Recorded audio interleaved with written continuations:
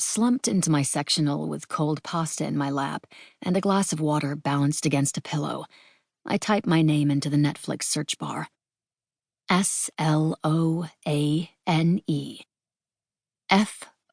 Ford. The first 4 seasons of my crime scene procedural, The Seeker, come up first. There I am with a dark brunette bob, wearing a lab coat and hustling around, giving everyone coy looks while cracking guarded jokes, making sure my harmless crush on Detective Colfax is only a touch better disguised than my chest, which is always slightly revealed in a V-neck. The Seeker has filmed almost 100 episodes. 92 feature me as a clever but soft blood spatter analyst named Tess, best known for her ability to coldly analyze a dead body, then turn all fluttery and fumbling around her crush. Not a single one features anything I need to see right now. Getting surprisingly killed off in the 3rd episode of the 5th season of a critically ignored drama, one my own family doesn't even bother to tune in for anymore, that's punishment enough. A strange crackle coming from the direction of my kitchen startles me. At 3:43 in the morning, the television is my only source of light, softly glowing onto my tear-swollen face. Otherwise, my house is pitch dark. For an agonizing stretch, I sit frozen, ticking down my options. 1. It's an intruder coming to murder me, and my only weapons are an Apple TV remote, a lethal dose of self-pity, and a fork. 2. It's my younger sister Tyler, ending our unspoken standoff and surprising me with a visit, ready to crash in her old bedroom before our first day of shooting tomorrow. 3. It's one of the constant murmurs of this strange old place in the hills of Laurel Canyon, full of crooked nooks and squeaking floorboards, sloped ceilings, and a small stained glass window in the bathroom, of all places. It's obviously number 3, I decide, with a tentative exhale.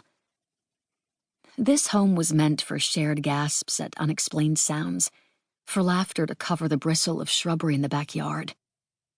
But Tyler's got her own condo now, a girlfriend to live with, and a rescue pup. I've got leftover bucatini on my lap and a deep-seated fear that I'm not talented enough to ever work in this town again. Below The Seeker, there's one other Sloane Ford property available to stream. And of course, it's a little luck, because even Netflix is mocking me. The last thing I want to watch is Joseph Donovan's smug grin while I self-soothe with cold pasta and light crying. A Little Luck was by far the worst filming experience I've ever had. Thinking of that production sends a shiver down my spine, especially considering what I'm facing tomorrow. Which is exactly why I press play.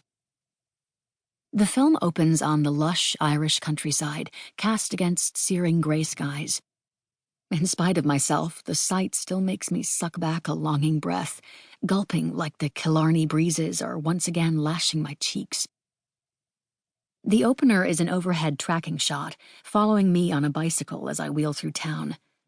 My stunt double shot most of it. It's a seamless transition from her to me.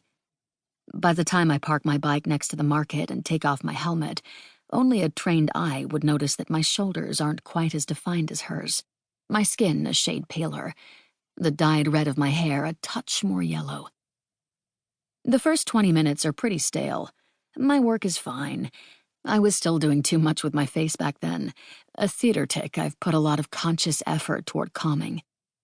Mom told me not to start with stage training. She said to do on-camera work and scene study classes outside of college, and get a degree in something else.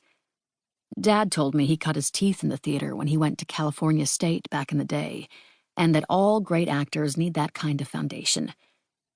As usual, I listened to the wrong parent. A Little Luck drags on until, it pains me to even think it, Joseph Donovan appears,